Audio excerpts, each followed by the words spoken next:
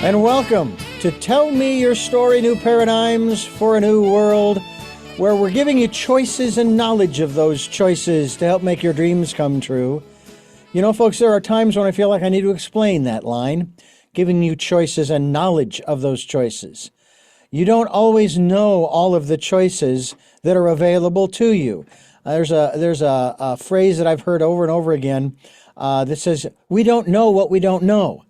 Well, we want you to know more than what you knew before this program started when this program ends. And so by virtue of giving you some new possibilities for your life, we give you new choices and knowledge thereof, the information behind that choice. You know, what's behind door number 1, door number 2, door number 3? Well, maybe there are more than 3 doors. Well, today, I'm going to skip the preliminaries for the moment, and we're going to dive right into our program today because I think it's going to be very interesting, especially considering what is going on in the world today, and in this country in particular, that should have been going on decades ago. And it's just an amazing thing to me to think about the possibilities that we could have achieved by now if we had not basically made certain substances illegal that could have been used, as many other elements are used, to help. Most of our medications come from plants. In the early days, you had herbologists, you had apothecary shops, if you will. You had medicine from, let's say, China or other parts of the world. There were no FDA then, no AMA. They just knew that it worked. Well, we're going to talk a little bit about that, but along the lines of some other areas with our very special guest. She is, I'm going to make this point because I think it's important considering that she comes from a small town in North Dakota of 2,500 people. Everybody knows your business. Beth Bell, thank you so much for joining us here on the program and for helping us to understand this concept of what's emerging in this country with I'm going to use the term controlled substances. Of course, the question is who's controlling them. Thank you for joining us. Thank you for having me. I'm really excited. I think we're going to have a great conversation. I have to say that when I was a kid growing up, now you probably didn't run into this, but then maybe you did when you were going to school, first 12 years. I knew that many of my classmates, not so much in grade school, but in high school, and this of course would be in the mid 70s, 70, what was it, 70, 72, 74 to 78. I knew a lot of them partook in lots of different illegal drugs. Specifically what they were, I don't know. Could have been just marijuana, might have been other things as well. And it wasn't because it was illegal. I don't want to get caught, go to jail, I just had no interest. Yeah. But when I found out about I guess you would call it a psychedelic in particular, ayahuasca. I found out about it several years ago through a documentary. And I heard and watched this documentary and the people that participated and had these experiences. I thought, that would really be interesting. So far, it's the only thing I can think of, only substance that I would be interested in a safe space to take and have that experience. There are other folks, and obviously the 60s, the 1960s, obviously is sort of the beginnings of what we might call the drug culture. Although I would venture it probably started earlier than that, where people were taking stuff to, as I go, was it Timothy O'Leary, check out and all that kind of stuff. I can't even remember the phrase they used to use. You deal with these elements. Now we have legalized marijuana across the country, state by state, which has basically forced the hand of the government, the federal government, to basically say, we need to reevaluate. And I know that the current administration is wanting to do that. They want to reclassify cannabis, hemp, marijuana, whatever name is. Tell me a little bit about this aspect of dealing with psychedelics in this country specifically, because it seems to me that other countries around the world have, what would be the right term here? A more progressive, I don't want to use the term liberal because that's kind of energy charged, but a more progressive or open minded or more scientifically based perspective on these chemicals, these that come from plant, most of the time come from plants that are available in a lot of places. You could grow them and make your own. Yeah. Yeah. Well, you just brought up so many topics that we could have the whole show just on what you just said. First of all, I want to say that I am the least likely person to be talking about psychedelics because I have always been anti-drug. Other than the occasional use of alcohol, it's been like a no-go, no-go. Even marijuana, never ever felt that that was in my lifestyle and what I needed. And so it's a long story, and I'll make it short, and then we can get into any level of detail about that story along the way. I became known as a flower whisperer, which Yeah. was a bit ironic in and of itself because I worked in big pharma. I was a marketing executive for a huge pharmaceutical company working globally, and the flowers started to speak to me, and everybody thought I was a little bit crazy. And what I realized is it was the universe's way of helping me to meditate. But it went from there to understanding the power of flowers, to understanding how to get into the quantum field as a result of being connected to Mother Nature, living in Bali and having Bali teach me so much more about Mother Nature on steroids. And then came this opportunity to partake in plant-based medicines, which is what you're talking about now. And I thought, yeah, sounds interesting, but no, mostly because I had done a deep dive in my own spiritual journey and awakening journey. And I just thought, I do not want to risk undoing everything that I've just, done over these last 20 years of deep diving. And so I had a real judgment against it. And then a couple of things happened. One was I had an interview. I was doing a show, Pollinating the Planet with Love, and I was interviewing Louis Schwartzberg, who's a famous time-lapse cinematographer. He did the fantastic fungi documentary.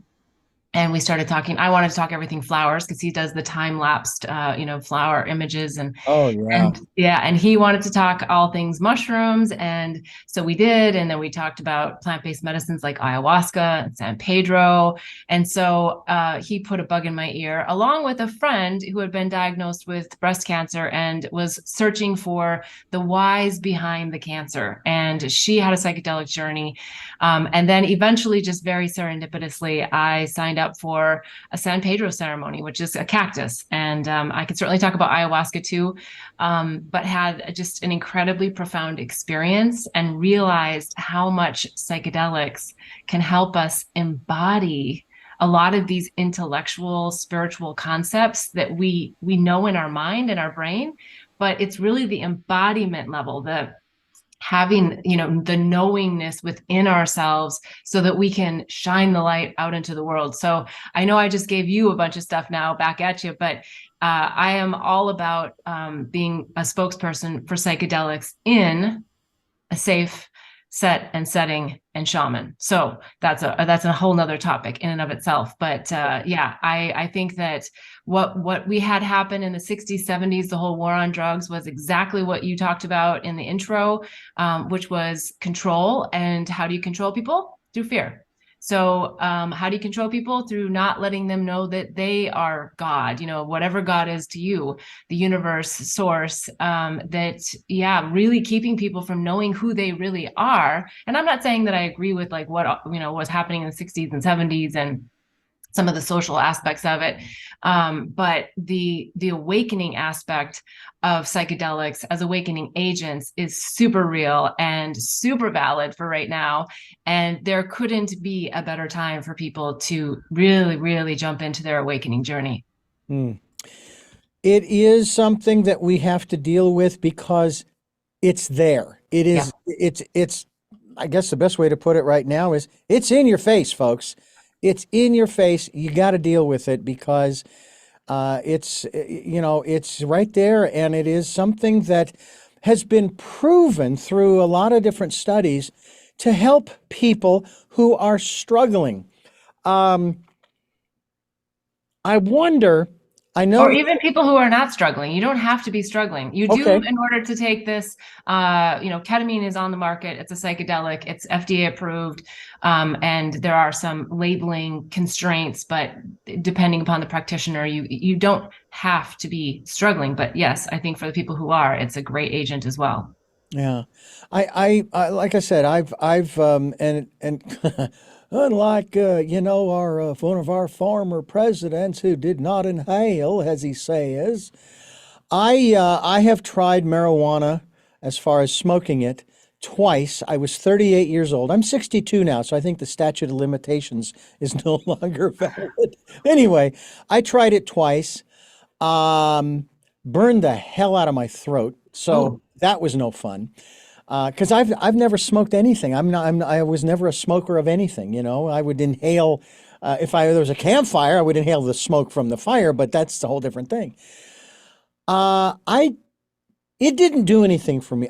Give me a beer, a couple of beers, and it's basically for me, it's the same thing. So it didn't interest me. And this was before it was legalized. Okay. yeah. Um, so these kinds of things were never of a real interest to me until now, from the standpoint more, and this is where I would like to dive into your memoir, your book, which has one of the most unusual titles I have ever heard of, but we'll get into that in just a moment. But dealing with wanting to delve deeper with going within. We promote that here on this program, by the way. It's called participating in what we call the decade of perfect vision, the 2020s. Love We it. ask people to go within, to be still, to be in that quiet, peaceful, calm space, and then to listen to that still small voice. And obviously, we encourage them to follow the promptings of that still small voice. If you're going to listen, why wouldn't you follow? It's not going to hurt you, okay? It may challenge you, but it will never put you in harm's way. At least that's my personal belief. So we want to talk a little bit about that as well. We're talking with Beth Bell, and she has joined us, and she has a very interesting book that we would encourage you to check out. BethBell.me. That's M-E. BethBell.me. The book is entitled Angels, Herpes and Psychedelics. This is basically talking about her unlikely journey of spiritual awakening, from romantic encounters to toad venom visions and angels and blue jeans, and her story exposes the soul's true path that can get messy, okay, irrational, I've had that happen, and even downright dangerous. Well, we'll talk a little bit about that from her perspective as we continue with our conversation with Beth Bell here on Tell Me Your Story. I'm Richard Dugan, your host, and it's really a pleasure to have Beth Bell here with us on the program. BethBell.me, M-E, BethBell.me. It's a new, I don't even know what that last little thing is called with the .com, .net, .edu, etc. In any event, it's .me, so Beth Bell, her name. That's the website. We'll be linked to it as well, Beth, so that people can go straight there and find out more about you, order a copy of your book, which I believe is also available now. It's Audible? Not yet, but Not coming. yet. Well, Coming soon. oh, I hope so. I hope so. It's always fun to read with one's ears. That's right, Well, ladies and gentlemen. and you can get the first two chapters though, like in the audible idea here. But if you go to my website, I give away the first two chapters, so you can get a real wet your whistle if you're not a book reader. Oh, excellent. So it is really possible, ladies and gentlemen, to be able to see with your ears. Okay, and you don't need psychedelics for that. First of all, I get the angels and the psychedelics. Herpes? Mhm. Tell me about the title. How did that come about? Yeah, I love that you have such a reaction to the title, and I can't tell you how many people tried to encourage me to not have that as the title Yeah. out of fear. But Angels is really about helping people to understand that we're not alone here on the earth plane, that we've got celestial angels, terrestrial angels, and why not leverage them, right? Why not lock into the wisdom that they bring, which is still just a projection of your higher self, but it's reassuring, it's helpful. I talk all about the angels that have helped me along my path. So that's what the angels are all about. Herpes, there's a lot of connotations behind this. The high level part of it is that there's viruses of the mind, and that we need to get rid of these viruses, which is all about unraveling the mind. But there's a deeper tale in the book that I go into a lot of details about how, I guess I would say, herpes saved my life.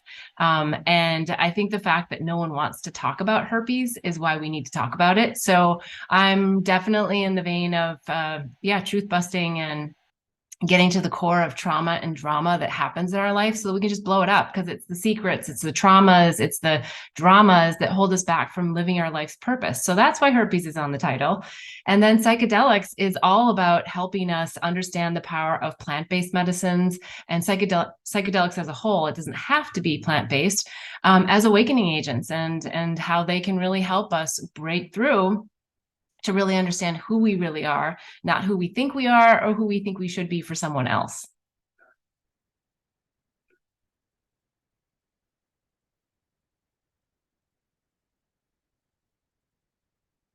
Oops, you're muted. I actually asked one of my guests some time ago in that regard to this aspect of who we are. I says, so what you're telling me is that if we go down this particular path, we will eventually be able to know, not just believe, because there's a difference.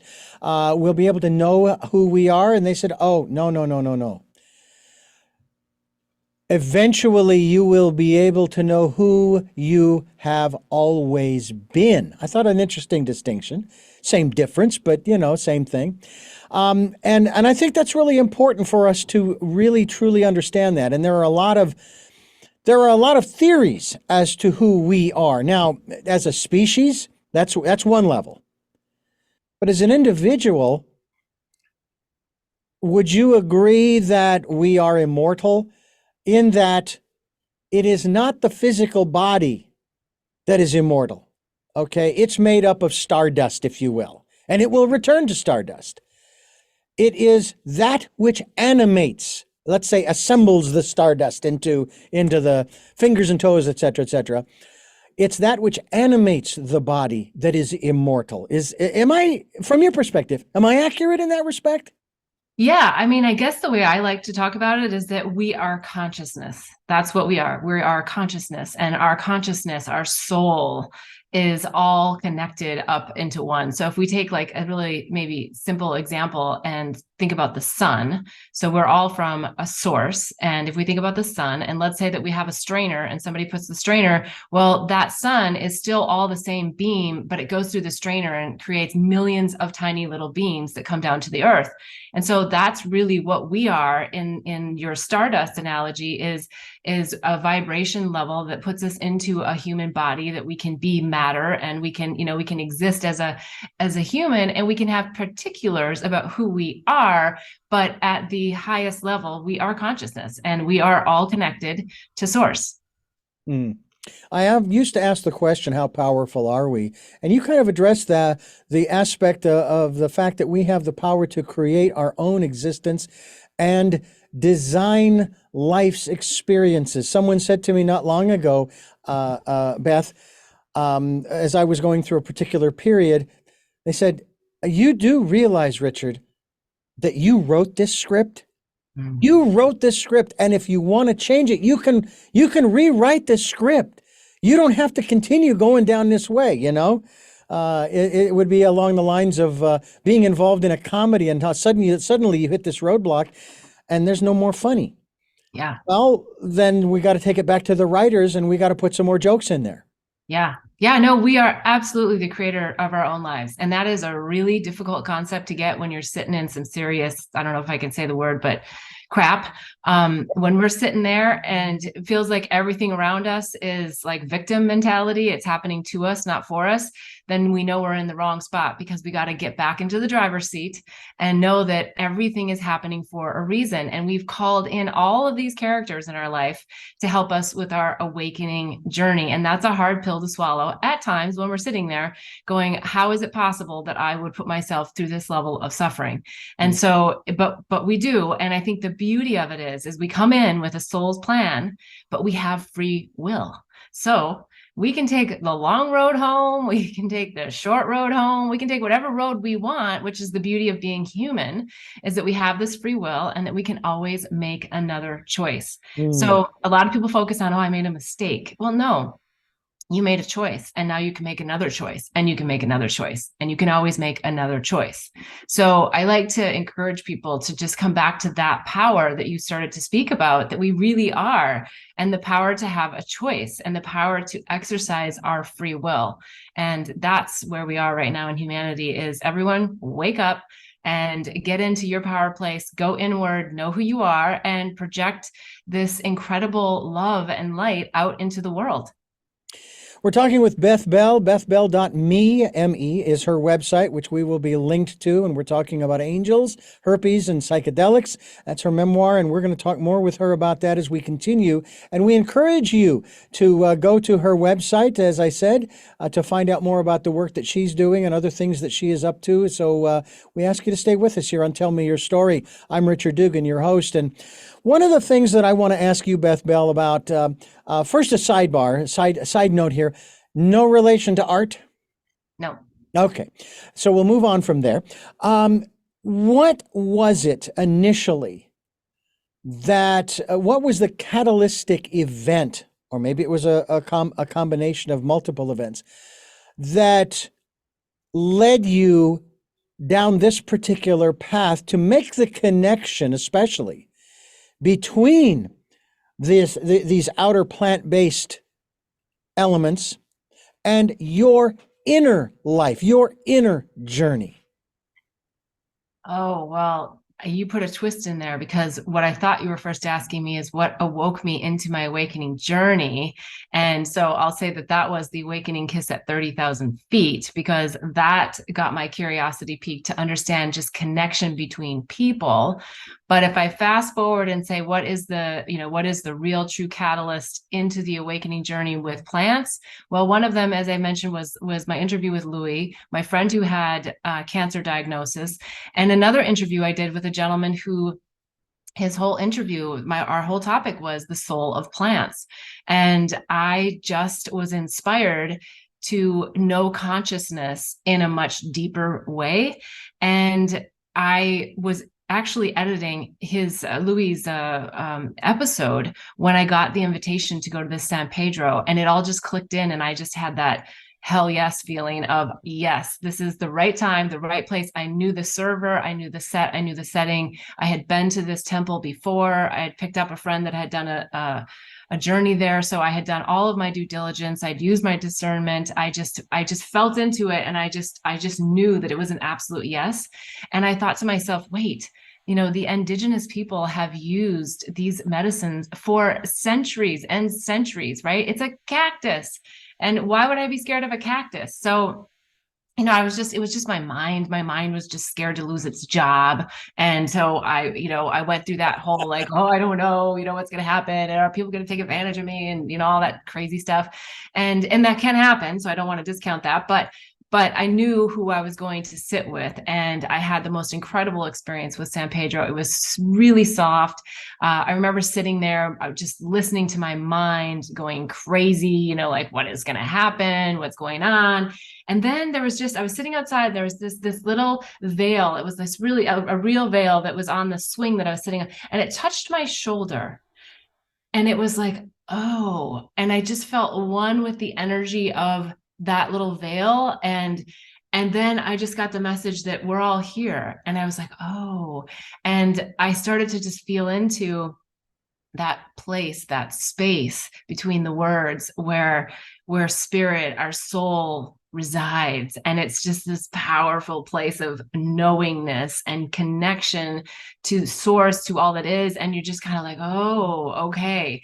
And then you realize like how much of a bugger that mind is, like how the narratives just play on and on and on. And they're all storylines, right? So it was that recognition of, oh gosh, I finally see my mind and my soul. And I understand how they can work together Mm. or tear each other apart, right? And so it's really stepping aside and getting the mind to sit in the back seat and getting the soul to drive. But before that, I really had no real understanding of how much the mind was in the driver's seat. Intellectually, I understood it. I was a Course in Miracles student. I had done, as I said, 20 years of deep diving into all things spiritual, like a gazillion different modalities. So I understood how to connect to spirit. I understood how to listen to my higher self, but I didn't know the sneakiness of the mind and how profound it speaks to us and builds these thought constructs and ideas about of who we think we are. Yeah, and that's part of what we're trying to find out is who we think we are versus who we really are. Yeah. And that's what you're wanting to share with us here on Tell Me Your Story, New Paradigms for a New World. You talked earlier about, we have free will, and part of what we're talking about here is choices and knowledge of those choices to help one's dreams come true. But there is an element in there that and I probably won't modify the phrase. It's because I think it works just fine. But to go deeper into it, to help one's dreams come true, if one is wanting to be more aware of who they really are and why they are really here, their life's purpose. Yeah. Our mind will generate all kinds of different dreams, different things that we aspire to or aspire to have or aspire to, and so forth.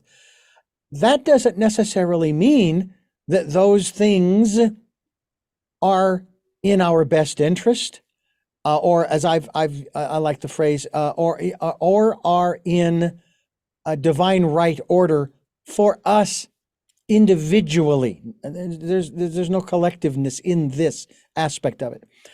That maybe it's not in our best interest to have a private jet or a yacht or a mega mansion or to be the CEO and bring in these multi-million-dollar bonuses along with whatever else you're making and living in the penthouse and et cetera, et cetera, et cetera, and having gold faucets. Maybe that's not, and who knows? I mean, we all sign contracts to have the experiences that we're having, right? Yeah. Well, I then think those, I think you can have it all. I yeah, used to have a judgment against all of that. And I'm not saying you do. It's a great question to pose. I think yeah, you can have it all because you have the choice of how you want to experience this life. And if it's living in a penthouse, on the top floor, that's fine too. If it's being the CEO of a big company, that's fine too.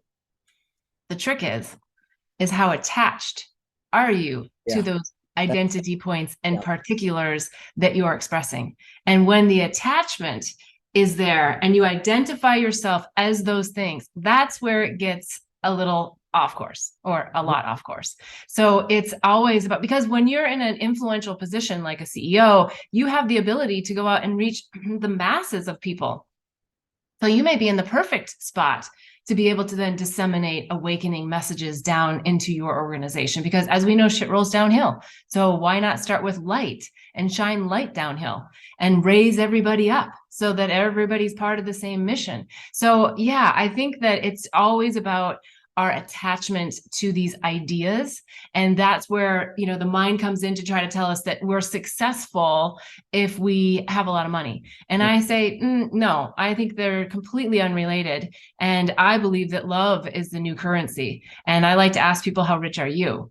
And that doesn't mean that we can't bring in fine things into our life. That doesn't mean that we can't experience expensive, novelties. But again, it's just how we associate ourselves with them and whether or not we identify ourselves with those things. Enjoy them. But yeah, on the other hand, I don't think you need them either, right? yeah. The bliss is within. So you don't need any of those things to be happy.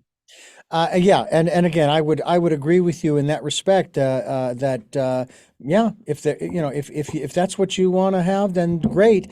The question, of course, always comes back to um, how is this part of that consciousness raising aspect Yeah. and so forth. I myself, I prefer, for the most part, I prefer the simple life. Sure, I'd like to have a few more zeros before the decimal point. That'd be great. But you know what? I'm 62 years old. So far, without all those zeros in front of the decimal, I'm still alive, you know? Yeah, well, and to that point, I lived in Bali for 5.5 years, had a shop on Monkey Forest Road, integrated myself into the culture, lived in the middle of a rice field, and had the most poorest people surrounding me that were the happiest people on earth. And they were happy because they were connected to themselves, to whatever you want to refer to as God, source, the universe. They understood what life was all about at the core, and they were grateful for every little thing that was given to them. And so yeah, it's really the finest. I mean, you look at India, and India has a massive poor population, and many of them have intense inner peace. So money is not related to success. Money is not related to happiness. Money can bring opportunities, but yeah, money and things are not what we've signed up for in our true sense, I think, of the experience of being human. Yeah.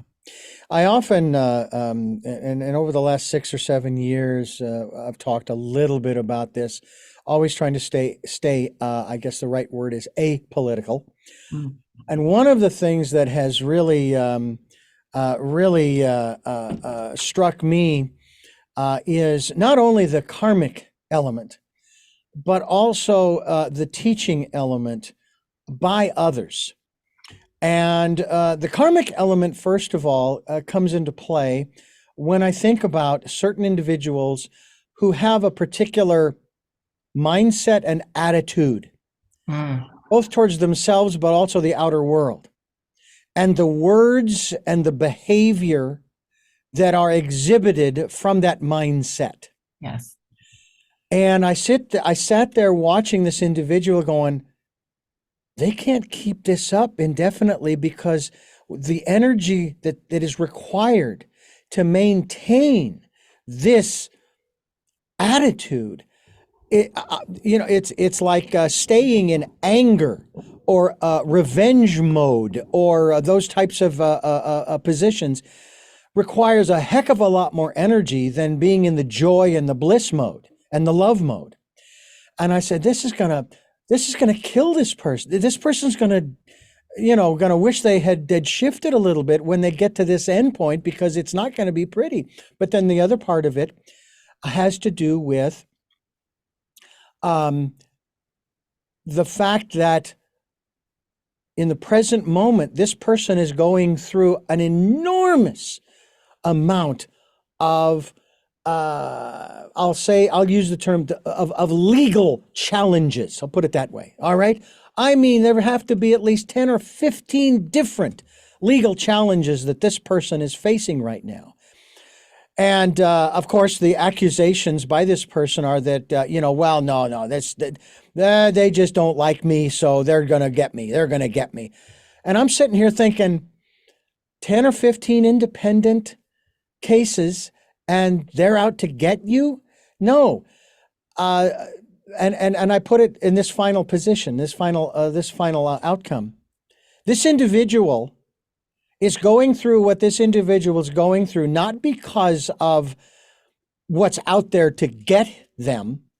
It's because they chose that path. So everything that's happening to them is part of their choice. And as you said earlier, they can choose to rewrite the script. Yeah. Okay. So you're opening a Pandora's box here, and I am going to say something that I don't normally say to very many people, especially not on a show like this. So I apologize in advance if I No, go ahead. us a lot of haters. But I feel really compelled to share this sentiment that First of all, I have to say that politics in general are just a distractor. They're an absolute distractor from awakening. They are just, I can't even tell you how much of a distractor they are. So as little energy as possible should go into politics is my feeling on this. Okay.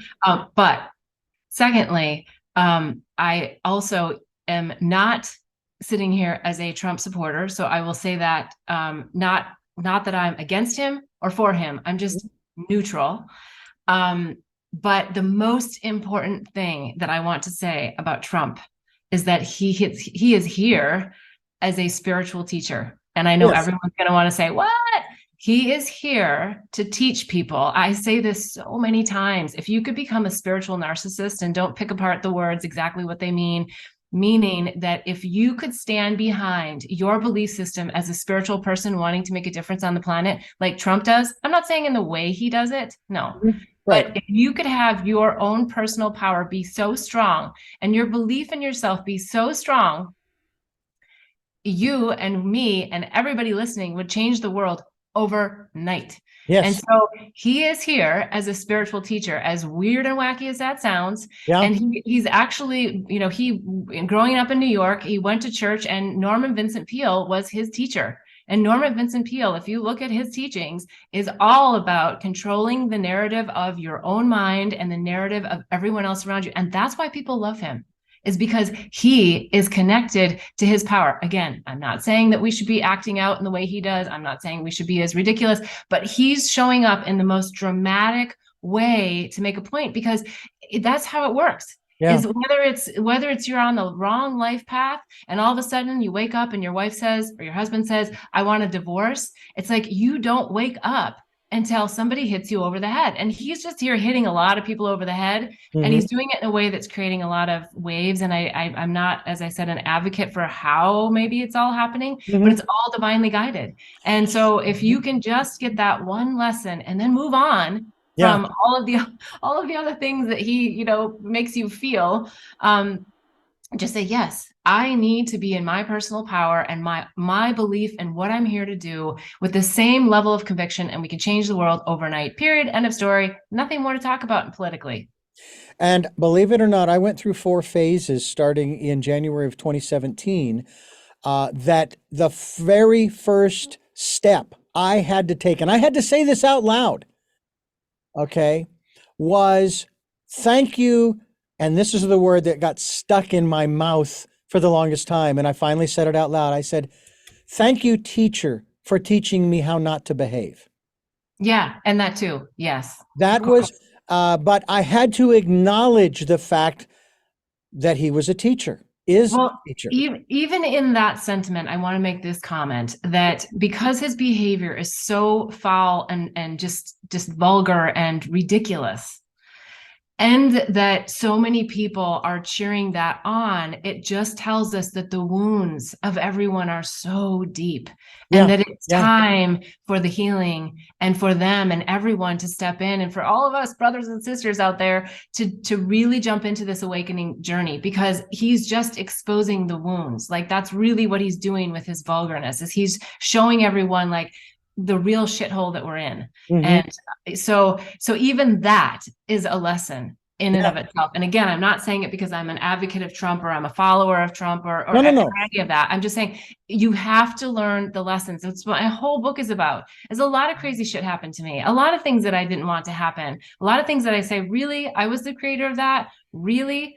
But we have to get the lessons, because we set those lessons up for a reason. And so get the lessons. Well, and then the flip side of that is, for each of us, we also made the choice to be here at this time to go through these experiences as well.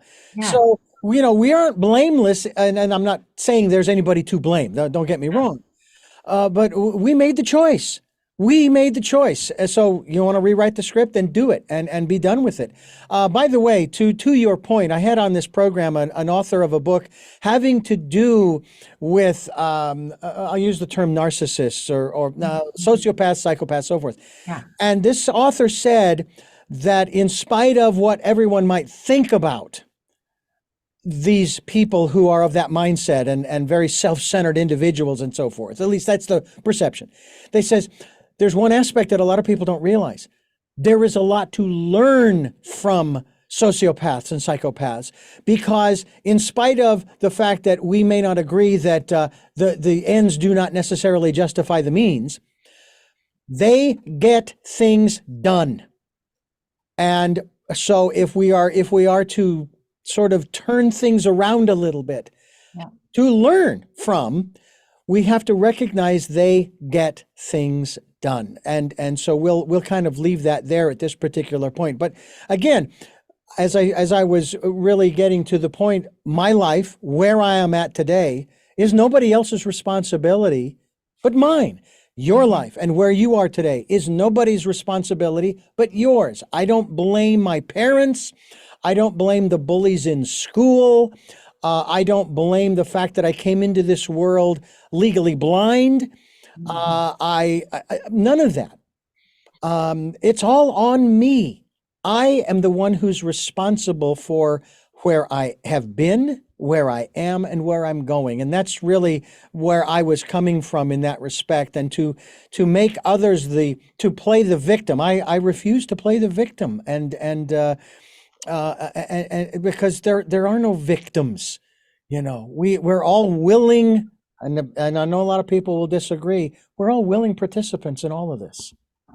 Yeah, and I think you're right. You're absolutely right. And I just, from a heartfelt sentiment standpoint, there are people that deal with some really intense things like rape and things that yes, they will come back and say, well, I would not have set that up for myself. And so I think there's maybe just something to say about, at a soul level, you have set yourself up for these things. Death of a loved one, an illness of a small child. So I just am sensitive to, I'm with you 100%. I just think that there's a lot of people that are suffering some really intense things, and that is on a soul level that you've called this in. And even when that happens, that's where I still say, so go at it from the soul, the soul level. Absolutely. And kind of to tie it back into where we started with psychedelics. I mean, one of the things that psychedelics help us do is give us that God's eye view on our life and why some of these things happened. And back to my friend who had cancer, she got the whole message of why she had that breast cancer.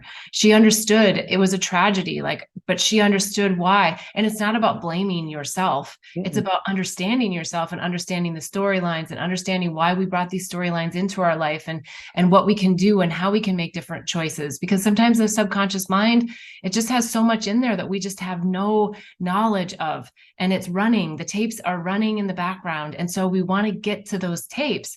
And so, but we have, as you said so eloquently, we have set everything up in our life, and the good, the bad, the ugly, and it's just about learning from it. It's just about harvesting those pearls of wisdom from all of the life lessons. Yeah, absolutely. Beth Bell is my guest.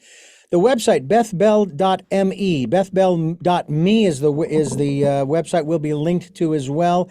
And of course, we've got a lot that we can discuss here on the program. Question for you folks: do you feel that there's more to life and you have a greater purpose, but you feel stuck, or maybe you want to transform your life and break through belief systems that aren't serving you, and you're on a spiritual path, but you haven't found your tribe and fully understanding you? That's part of the work that Beth Bell is all about at her website and her book, Angels, Herpes, and Psychedelics. And we certainly hope that you will pick up a copy of her book and find out more about the work that she's doing. She's a very passionate woman who has some insights from her own personal experiences that she wants to share with you. Again, the title of the book is Angels, Herpes, and Psychedelics, where she is sharing with you some valuable stories that can help you accelerate, I should say, your own personal growth as we accelerate here on Tell Me Your Story. I'm Richard Dugan, your host, and it is a great pleasure to have Beth Bell here on the program to talk about the work that she's doing. You were involved with, as you said earlier, within the context of the pharmaceutical industry, if you will. Was it an awakening for you through the years that you were involved? that you began to sort of your eyes began to open up to realize that there's got to be more, there's got to be something better, there's got to be another way of doing this than this way that I happen to I'm hip deep in right now, kind of thing? Yeah, it's interesting because I have a very soft spot in my heart for my pharmaceutical career. I am not against big pharma. I think big pharma does all the crazy bad things that every other company does. Hmm. And I think everybody has personal responsibility to take their health into their own hands. There are resources beyond for people to understand how to heal themselves naturally through Mother Nature. I'm not against Western medicine. There's times when we need that, but people want to pop a pill because people don't want to do the work. They don't want to understand why they're creating dis-ease in their life. Yeah. So I just want to say that disclaimer that, I'm not against big pharma. Big pharma is marketing to you just like Coca-Cola, just like Dunkin' Donuts, just like everybody out there. And none of that stuff is good for you. So yeah, so I just want to take the heat off of that because it's really about you as the consumer, for you to make the choices that are right for you and to get through the matrix of it all. Yeah. And my career in big pharma taught me so much about myself and about self-development. And I had so many incredible opportunities that came from my time working in big pharma. And now, so interestingly, I'm able to take that big pharma experience and all I know about getting drugs approved through the FDA to help other psychedelic pharmaceutical companies, which there's over 250 proper companies, startups. Most of them are, because they're studying these molecules, and many of them are on the stock exchanges. So this is a very legit thing, and I find it just fascinating how this storyline is laying out now, where I can bring my big pharma experience and help in the realms of the psychedelic pharmaceutical sector, and also to challenge the CEOs of these companies of what are you in it for? Because most of them started their companies because they had a psychedelic experience and they had a knowingness behind the medicines as awakening agents. And so there's always this straddle between, are we going to keep the mission of the awakening agent, or are we just going to make this another drug that's on the market for profitability? And I am not against companies having profitability. I think profitability is super important, but it's the intention of which a CEO and a company has about the product. So this is, again, it's not, we don't need to give plant-based medicines in a way that someone needs to be reliant on them over a period of time. No, have a journey. And yes, they're studying them for very specific things. So I'm not saying that you can't, but it's not this, we don't need to create a model where people have to come back over and over and over again. That's big pharma, getting people sucked in to think that they have to rely on something else outside of them to be healed and whole, when it's all an illusion. Yeah. It's all an illusion. You're perfect, healed, and whole. You just have to get your mind in the back seat and your soul in the driver's seat and go and keep making decisions based on the soul's plan, not on the ego mind. You raise a very interesting point too. A year and a half ago, I was diagnosed with type 2 diabetes. Now, first of all, I was back to normal in a month and a half. Okay. I had my A1C and my daily blood sugar down to normal in a month and a half, which blew my doctor away. No, you don't hear doctors often use the word miraculous. That was a word that he used. And I'm sitting here going, okay, if you want to use that word, that's fine. It wasn't miraculous. All I did was stop drinking sodas. Okay. That's pretty much all I did. Yeah. Because I'd been drinking them for decades. And of course, when I was a kid growing up, all the way through the age of 38, I was bicycling everywhere. So there was no real buildup. I was burning it off and so forth. I didn't have type 2 diabetes when I was up till then. In any event, but of course, you probably know the standard medication that they prescribe is metformin. And so he did. And he says, okay, here's what I want you to do. I want you to take 2 of these a day, blah, blah, blah. And I'm thinking, okay, so I also get the blood sugar checker, the pinprick in the finger. And for the first 2 weeks, I'm checking, and of course, the numbers are going down, down, down, down, down, down, down. So I said, you know what? I'm responsible here. So what I'm going to do is I want to see if the numbers start going back up again. When I do this, I will go back to the normal prescription. But he said, remember, 2 a day. I went down to 1. I didn't see him until November of that year, and I was doing one a day. And my blood sugar numbers were down, normal. So I go to see him in November. He checks and he's like, oh, very good. Okay, well, why don't you go down to one? Okay, I'll go down to one. I stopped taking it all together. Yeah. And my numbers still stayed down. So I didn't see him until the following February. And he said, yeah, you can stop taking it now. I never told him that I did this.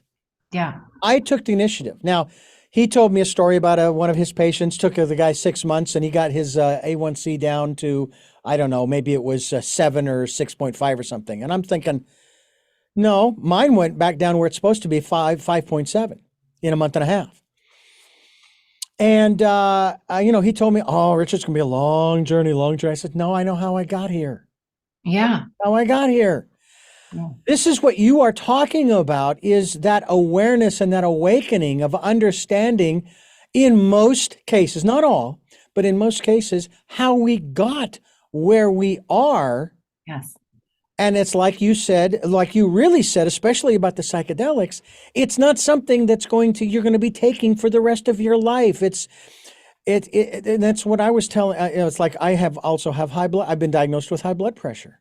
Yeah. Well, can I make 2 points? No, go ahead, please. Psychedelics are pattern disruptors. So I want to talk about that. But I also want to just mention, when you were talking about your health condition and how eloquently you use your power of your mind to shift you back to perfect and whole. Yeah. A dear friend of mine just had surgery, and it just came to me, and I said to her, it's so amazing when you go under the knife and your whole default mode network is shut off, your whole consciousness is shut off, and your body knows what to do. Your heart's still pumping, there's no machine or no doctor or no drug that's telling your body what to do when you're out, right? And so it just tells us that your body is perfect and whole. It's only your mind that comes in. Why do we, get taken out? Well, of course, for the pain centers, but also because the mind will get involved and create fear and create all these storylines around what's happening. And then the mind is what's controlling the body. So we want to stay back in that energy of letting source control the body. Do the breath, really run through us, because when that life force runs through us, then we're back to the basics of how an acorn knows how to grow into an oak tree. But we came in to be human because we wanted to have this experience, because we wanted to make those choices, and we wanted to get ourselves into a bunch of stuff, and then we wanted to get ourselves out of a bunch of stuff, just so we could say we had an experience of being human. Some of it stunk and some of it was great, right? But that's the whole point. And so I'm just suggesting, everybody, let's get back to just waking up and being in the soul's plan and being in the energy of ease and grace and alignment, as opposed to following all of these stories and narratives that drive us absolutely nutty, batty, and crazy. Stop the distractions and just go inward so that you can shine your light outward. So simple, isn't it? It really is. It doesn't get any simpler than that. And it's interesting too, because we would watch the commercials for the pharmaceuticals for people to take to drop their A1C down to 7. I'm going, 7? Why can't you get it down to 5.7, which is supposedly the norm? Of course, I get into the conversation about, well, yeah, but everybody's an individual, and who knows, maybe yours is supposed to be at 7 anyway. So we're watching these commercials, and I'm going, what is wrong with these people? Obviously, they need to adjust their diets or something.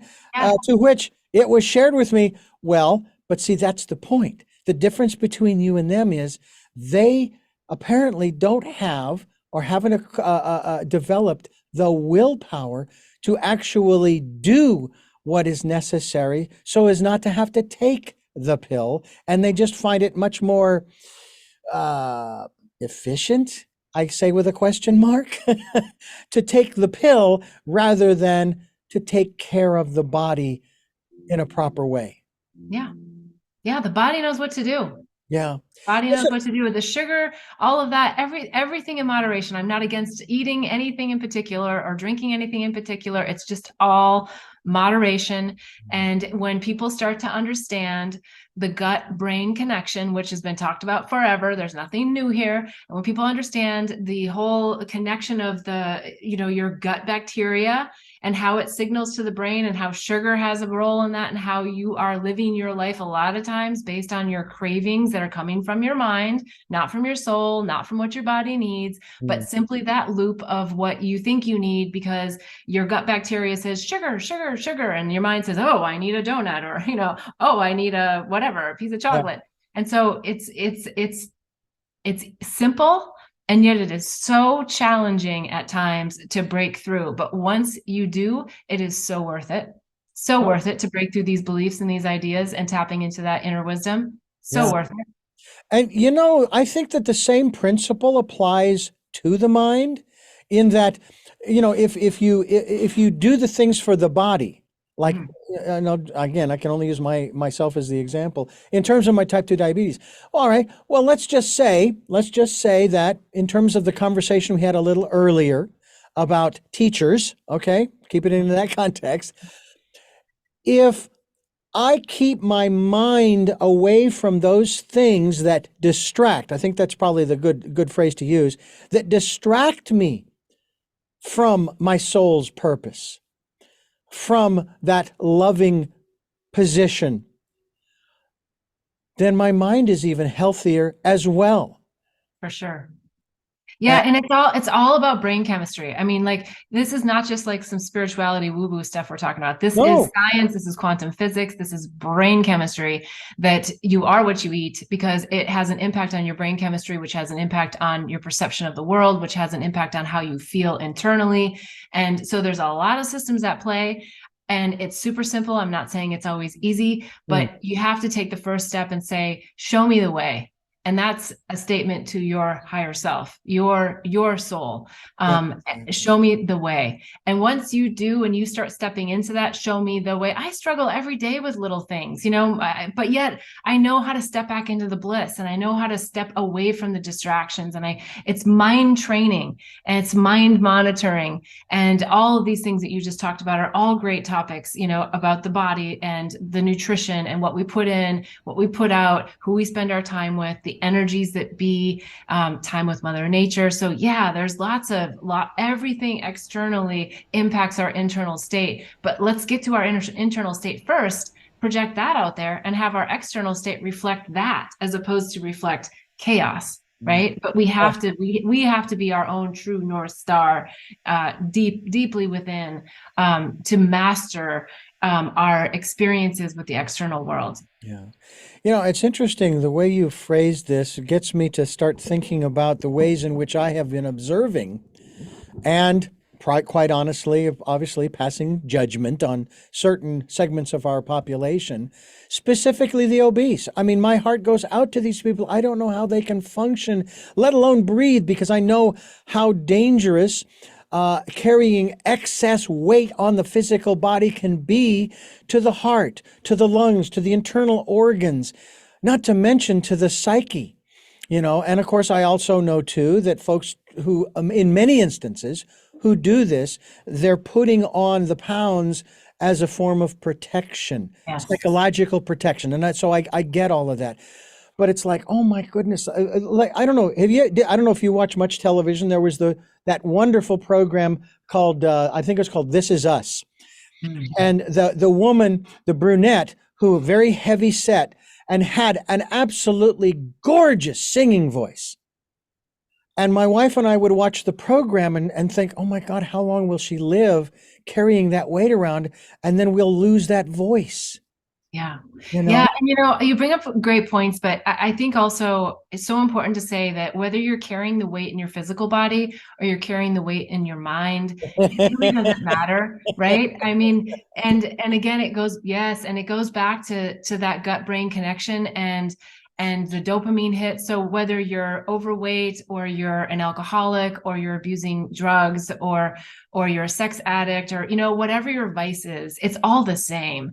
It's still the mind, and it's still the mind pushing you to get to a place where you actually want to step in and go, there is another way. There's got to be another way. And once you just start asking that question, show me the way, things can start to change in your life immediately. And it does take some time to oftentimes, not always, sometimes people have just like spontaneous enlightenment, right? Spontaneous situations that of Kundalini and energy that comes through them, and they just go, I know there's a different way, but for most of us, we're taking the slower road of unraveling our minds, because that's what we came here to do, to have all these experiences. And so, yeah, I think, as you said, we can make judgments, but there's no need to, because we're all dealing with our own internal suffering, our own internal storylines, whatever they may be. And so the calling is just like, hey, let's just expose all that stuff. Let's just bring all that drama to the surface, because here's where I think it all just like boils down to. We came into this life, and at some point, possibly in the womb, possibly first out of the womb, possibly when we're 1 year old, 2 years old, 3 years old, we recognized that we are separated. We're separated from source, and we go, oh my gosh, I'm here. And then everything that happens from that first trauma, whether it's a big T or a little t, where you feel separate and alone on this planet, then you create all these storylines that just validate that separation. And then at some point you have the choice to say, I'm not going to follow those storylines anymore. And I'm not going to follow the idea that I am separate from source, creator. No, I am all that. And that's the journey back home. And that's what we're here to do, is just help each other remember back to source. That's it. That's it. And so everybody has the trauma. Just let's get to it. Let's blow it up. Contracting herpes is not a fun trauma to talk about, but I Googled it not until just the other day. There's 460, maybe it's even almost 500 million people that we know of that have herpes, and it creates the most traumatic experience for people in their minds. And once you get to the place where that just doesn't even matter anymore, there's just no energy around it anymore, everything changes. Just like COVID, like everyone understands virus shame now. Everyone understands so much more about viruses of the mind, maybe not intellectually like I'm talking about it, but in their body, they understand what it feels like to feel shamed of a virus, of having COVID. Not, that's that, but that's also come away now, right? Because we've taken our intensity level off of it. We've taken the intensity level off of, are you positive COVID? Are you not? Well, what did you do? And let's shame you because maybe you didn't wear your mask long enough or in the right places, or maybe you went out your door or whatever. So all of that was such a great lesson in understanding shame. And so why don't we just blow all this stuff up? It's like, why are we holding on to these ideas that there has to be judgment around anything? And when you do, it goes away.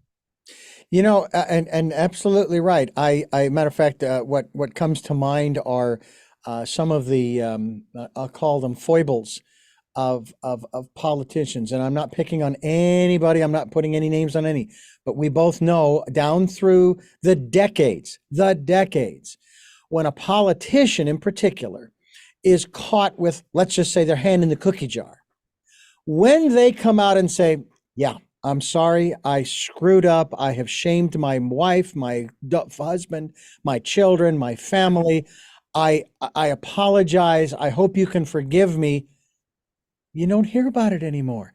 Yeah. It's the ones who, wasn't me. No, it's someone who looked like me. I didn't do it, and I would never have done something like that. And and it goes on and on. It's like, could we get another?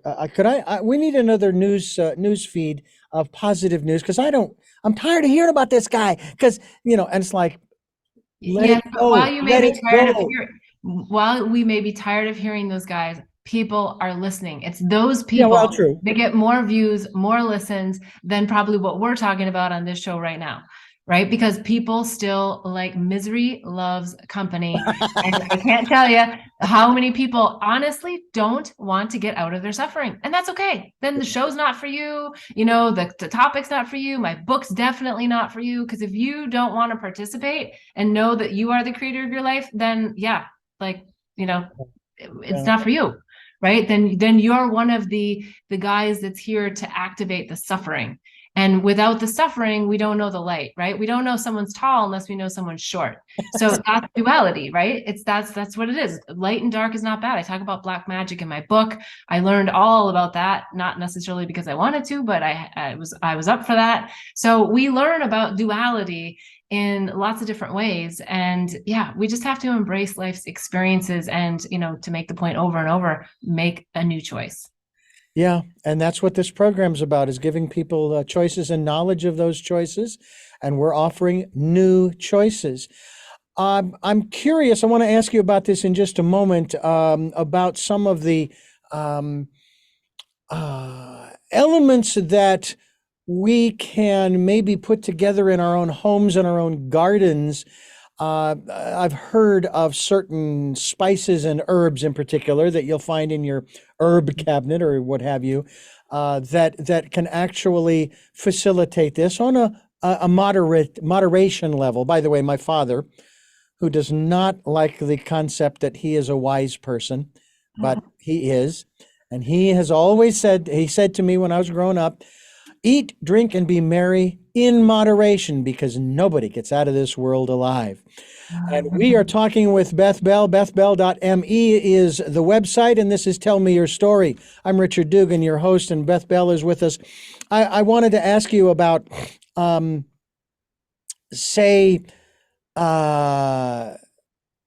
simple, legal, maybe common plants that we hadn't even thought of, that you would be aware of, that can maybe, in some instances, shall we just say, take the edge off? And I'm not speaking of going to the pharmacy, spelled with a PH or spelled with an F, and getting gummy bears, gummies, CBD gummies.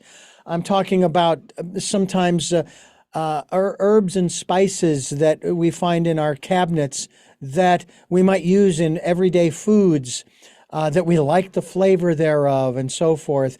Have you done any research in that particular area in terms of how a person would feel after, and I'll just, let's put it in the context of used in a particular dish, not solo, okay, but in a particular dish that will change someone's mood, if you will? Well, I'm not an expert in this area, but Spirit is telling me to share this with you. So we want to eat as much light as possible. And when we eat light, it raises our vibration. So when we eat plants, and I'm not a vegetarian, moderation, when we eat plants, we eat light. And what Spirit's telling me to say is to put superfoods like moringa and chlorophyll into your smoothies. And some people might say, well, they don't taste so great, but they can taste wonderful when put with the right fruits and vegetables. So eat great light-filled foods. And there's some things that are superfoods, and eat them. Blueberries, there's just we don't have to overcomplicate this, and it doesn't have to be these expensive herbs and different things. Mm-hmm. But yeah, it's sometimes just the most basic stuff that our body wants, needs, and craves. And so that's part of my routine. I also am a huge matcha tea drinker. It has less caffeine. Well, at least that's what I believe. And it's an antioxidant, right? And it's easier on the body. Still gives you a little, because again, it goes back to the brain chemistry. It's about keeping your brain chemistry in hormonal balance, if you will. Oxytocin, cortisol levels, they work in tandem. You want oxytocin to be higher than cortisol. Cortisol is fight and flight. Oxytocin, you don't have to take anything. You know what you need to do? Hug somebody, make eye contact with someone, connect, love your pet, right? These are basic things. And that raises oxytocin levels. Say hi to the person you buy your coffee from every day, or if you have a routine or where you go, have a connection. And that's what COVID taught us too. is that when we got cut off from the external world, we couldn't make the connections out there. We had to make the connections in here, in the four walls we built with the people that were in them or not in them. And we had to be in that place. So I know I digressed a little bit, but I think there's tons of herbs. It's just not my area of specialty, but I would just say to really focus on eating more light and to recognize that it's all about brain chemistry. And by the way, I've often thought that the greatest, the best pharmaceutical company on the planet is not on the New York Stock Exchange. No. It's in our bodies. And that's why, as you are saying, especially when it comes to those cravings, in order for the body to manufacture the chemicals needed for daily function and, let's say, balance and dealing with the different emotions and what have you, is to give it the things that it needs. That may be because if the body is craving this, that, or the other thing, that we should take a little bit of that. You know, if it is chocolate, if it is blueberries, if it is a banana, peanut butter, a spoonful of peanut butter, whatever, that is going to help that manufacturing plant to generate those chemicals. Yes. Yeah. Yeah. Eating the heavy foods like the pastas and the real heavy stuff, the dead stuff, is going to create a lower vibrational energy. Sometimes we need that because we need the grounding here, but it's a balance, and it's knowing your body and getting in touch with your body. What does my body need? And most of the times your body is not going to say, and I love these items, Krispy Kreme donuts, but I don't eat them ever because of one thing. Because I know that if I eat a Krispy Kreme donut, my gut bacteria is going to talk to my brain and say, ooh, we need Krispy Kreme donuts every day, and that makes us happy. And it's like, yeah, of course you can have a Krispy Kreme donut, but I just don't do it because that little cloud experience is just, it sets off bells that at the end of the day, I can get that from something else that's not addictive, right? So it's the dopamine hits, it's the addictive chemicals that we want to stay away from, and the chemicals that bring us into greater expanded states of consciousness that we want more of. But the addictive chemical items are so much easier to find. They're on every single doorstep of every single restaurant, right? And so you have to sort of change the way you look at life and how you look at it, because you know what I love now? Every day I eat an apple. When I get that feeling like, ooh, I want something sweet, I go eat an apple, and I just love it. I put a little cinnamon on it, and it's so incredible. Yeah. And my body says, thank you. You just ate light. And I don't mean like light heavy. I mean like light vibration, like sunlight, as opposed to a dead donut. Yeah. Right. And again, eat your Krispy Kreme donuts if it makes you happy. But I'm just saying that the brain chemistry aspect of this is your brain chemistry works and functions on light, not on heaviness. And so if we eat heaviness, we're going to feel heaviness. And so it's simple and basic, and you don't need to buy a book, and you don't need, you can, and there's lots of experts. So do if you feel inspired. I'm just trying to make it easy for everybody and just say, eat what nature's giving you. Yeah. There's a technique I learned 35 years ago. Wow. Called kinesiology. Yes. A woman by the name of Carol Kepler taught this to me. And of course, after a while, you don't have to do the yes, no. You don't have to do that after a while, because it becomes an internal process. You just know that you know.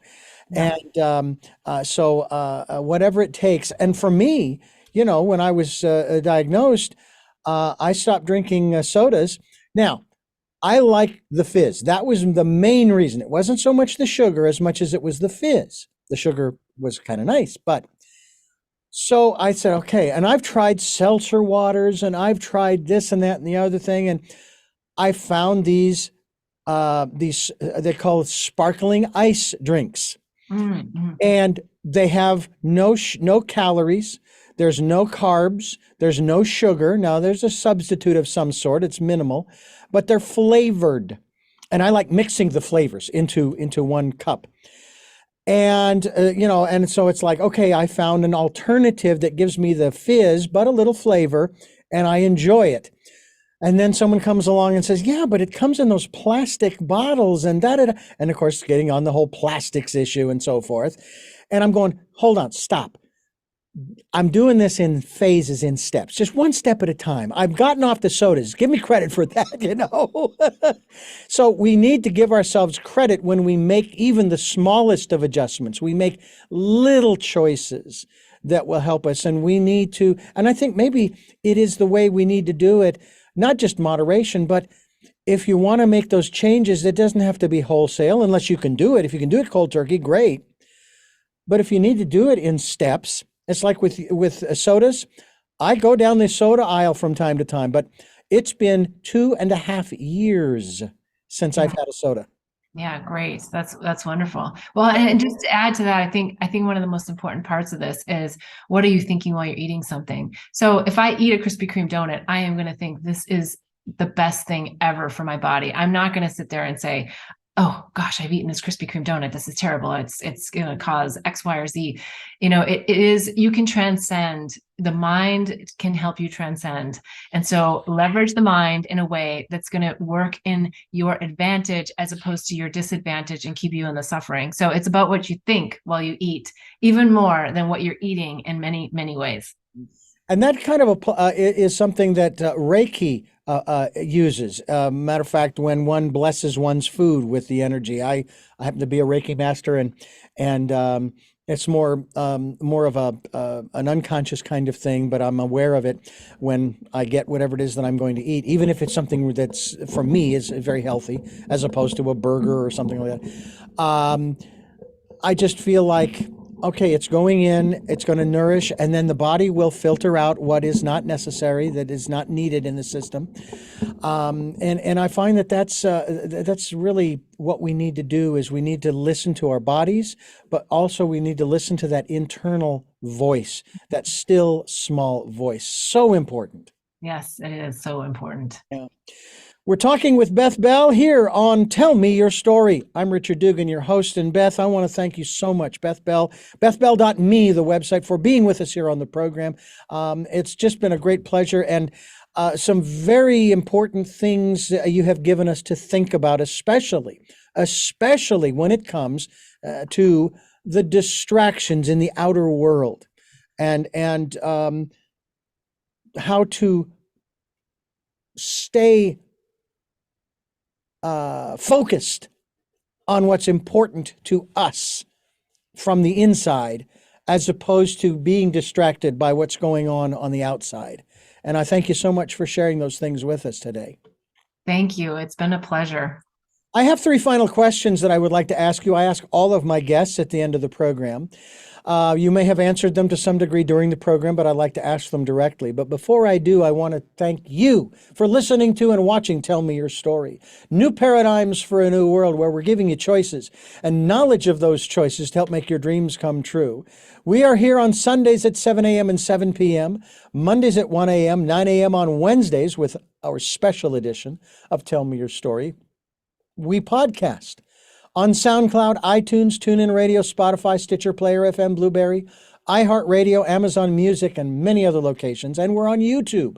You can watch these interviews, and we hope that you will subscribe and click the notification so that every time I upload a new conversation, you'll be notified and you'll have an opportunity to find out about new choices that are available to you, just like on this program with Beth Bell. We also ask you to spend time, as mentioned earlier, going within and listening to that still small voice during this, the decade of perfect vision. And if you'd like to support the work that we are doing, then we would gratefully appreciate any support you can give us financially. That is why we have a PayPal account, and it is there for your security as well as ours. And with all of that, we now move into our final 3 questions for our guest. And the first of those is, who is Beth Bell? Consciousness, pure love consciousness. What is your life's purpose? Pollinating the planet with love. And finally, what was your best day? Ooh, I don't know. I have so many. I don't know. My best day. Well, you know what? I'll leave it at this, that I think my best day was my first, no, my best day. I was going to say my first ayahuasca trip, but I'm going to say my best day was the first ceremony I did with bufo, which is smoking the toad off of smoking the venom off of a toad's back. It crystallizes, you put it into a pipe and you smoke it in a sacred ceremony. That was my best day. Hmm. Well, another thing we would love to talk to you about on another program is this aspect of ritual and ceremony in this regard to achieving higher states of consciousness, greater connection with the divine, and that would also imply greater connection with self. And so maybe we can get together and talk about that, because I'd Yeah. love to hear more about those experiences that you've had. Yeah, that would be great. Well, I want to thank you for listening to and watching Tell Me Your Story, New Paradigms for a New World. We're giving you choices and knowledge of those choices to help make your dreams come true. And until our next broadcast, podcast, videocast, love to Lal and Jeanette, I am listening.